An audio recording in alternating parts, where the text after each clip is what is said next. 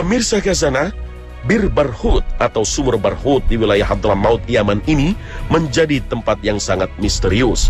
Sejak lama, bahkan sejak zaman Nabi Muhammad SAW, tempat ini diyakini sebagai tempat arwahnya orang-orang kafir, calon penghuni neraka. Ketika orang-orang kafir dicabut nyawanya, malaikat membawa arwahnya menuju langit. Namun Allah Subhanahu wa Ta'ala memerintahkan malaikat untuk melemparkan arwah itu, dan sumur Barhut inilah diyakini sebagai tempatnya.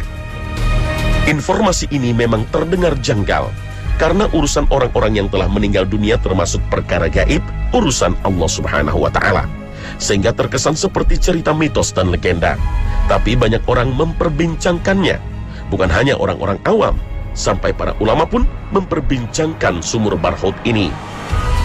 Memang ada hadis Rasulullah SAW dari Ibnu Abbas radhiyallahu anhu bahwa Rasulullah SAW bersabda, sebaik-baik air yang terdapat di muka bumi adalah air Zam-Zam, karena air tersebut seperti makanan yang bisa mengenyangkan, dan air tersebut bisa menyembuhkan berbagai penyakit.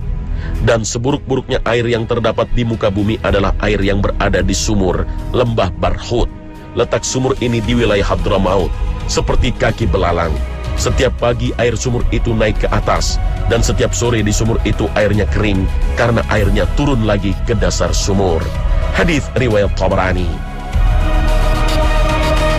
Dalam asar sahabat, Anas bin Malik radhiyallahu anhu mengatakan, ruh kaum beriman ditempatkan ke Jabiyah, dan ruh kaum kafir ditempatkan ke bukit Hadramaut yang disebut Barhut. Ali bin Abi Thalib radhiyallahu anhu juga mengatakan, sebaik-baik bukit manusia adalah bukit di Makkah, dan seburuk-buruk bukit manusia adalah bukit Al-Ahqaf, yaitu bukit di Hadramaut yang disebut dengan Barhut. Di dalamnya terdapat ruh kaum kafir.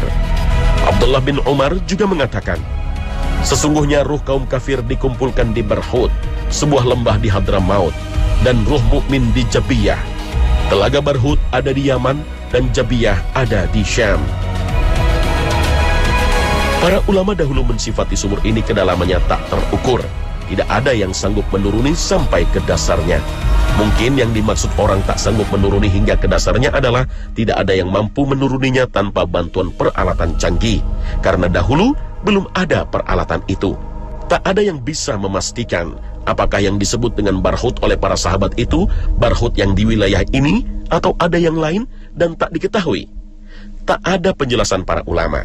Namun begitu, banyak orang meyakini inilah tempatnya, sumur Barhut di Hadramaut, Yaman.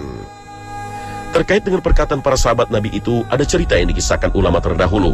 Entah benar atau ini hanya sekedar mitos.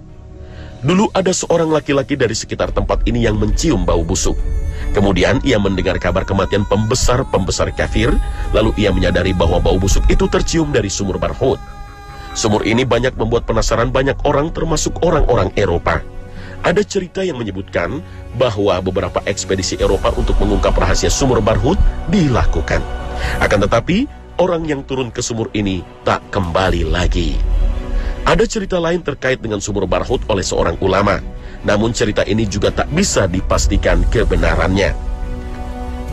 Tak ada yang bisa memastikan apakah yang disebut dengan Barhut oleh para sahabat itu Barhut yang di wilayah ini atau ada yang lain, dan tak diketahui. Tak ada penjelasan para ulama. Namun begitu, banyak orang meyakini inilah tempatnya, sumur Barhut di Hadramaut, Yaman. Terkait dengan perkataan para sahabat Nabi itu, ada cerita yang dikisahkan ulama terdahulu. Entah benar atau ini hanya sekedar mitos. Dulu ada seorang laki-laki dari sekitar tempat ini yang mencium bau busuk. Kemudian ia mendengar kabar kematian pembesar-pembesar kafir, lalu ia menyadari bahwa bau busuk itu tercium dari sumur Barhut. Sumur ini banyak membuat penasaran banyak orang, termasuk orang-orang Eropa. Ada cerita yang menyebutkan bahwa beberapa ekspedisi Eropa untuk mengungkap rahasia sumur Barhut dilakukan. Akan tetapi, orang yang turun ke sumur ini tak kembali lagi. Ada cerita lain terkait dengan sumur Barhut oleh seorang ulama.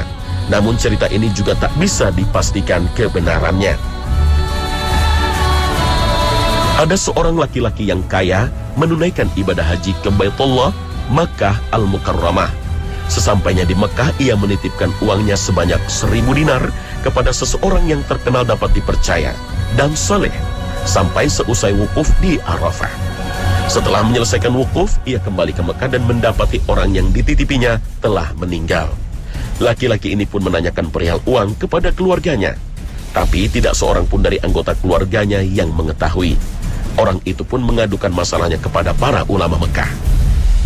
Mendengar cerita laki-laki itu, mereka menjawab, jika separuh malam telah berlalu, mendekatlah ke sumur Zam-Zam, lihatlah dan panggil namanya. Jika ia termasuk penghuni surga, niscaya ia akan menjawab panggilanmu pada kali pertama. Maka orang itu mengikuti nasihat mereka, mendatangi sumur Zam-Zam dan memanggilnya, namun tidak ada jawaban. Karenanya ia kembali kepada mereka dan menceritakan apa yang telah terjadi, bahwa ia telah memanggil tapi tak ada yang menjawab. Mereka berkata, "Inna lillahi wa inna ilaihi raji'un." Kami khawatir jangan-jangan temanmu itu termasuk penghuni neraka. Kalau begitu pergilah ke tanah Yaman. Di sana ada sebuah sumur yang diberi nama Sumur Barhut. Katanya sumur itu berada di tepi jahanam. Lihatlah di waktu malam dan panggillah temanmu. Jika ia termasuk penghuni neraka, niscaya ia akan menjawab panggilanmu. Maka orang itu pun berangkat ke Yaman dan bertanya tentang sumur itu. Seseorang menunjukkannya dan ia pun mendatanginya di malam hari. Ia melihat ke dalamnya dan berseru, "Hai Fulan." Ternyata ada jawaban. Ia bertanya, "Di mana uang emasku?" Dari dalam sumur itu ada yang menjawab, "Aku tanam di bagian ini dalam rumahku. Aku memang belum memberitahukan kepada anakku. Galilah, pasti kamu mendapatkannya." Orang itu kembali bertanya, "Apa yang menyebabkanmu berada di sini? Padahal menurut prasangka kami, kamu adalah seorang yang baik." Dari dalam sumur terdengar jawaban lagi, "Aku mempunyai seorang saudara perempuan yang fakir. Aku menjauhinya dan tidak menaruh belas kasihan kepadanya. Maka Allah menghukumku dan merendahkan kedudukanku seperti ini." Hal ini sesuai dengan sabda Nabi SAW dalam hadits sahih, "Tidak akan masuk surga orang yang memutus ikatan rahim."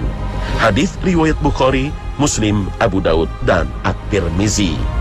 Wallahu a'lam.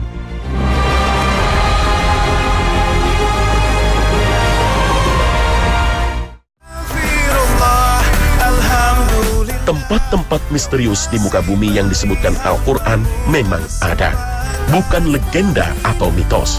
Namun, Allah Subhanahu wa Ta'ala tampaknya tetap merahasiakan lokasi-lokasinya, sehingga zaman modern dengan perangkat teknologi canggih pun tak mampu mendeteksinya. Semua itu adalah masalah gaib yang hingga kini dan entah sampai kapan akan selalu tetap menjadi misteri, hingga waktu yang telah ditetapkan Allah Subhanahu wa Ta'ala.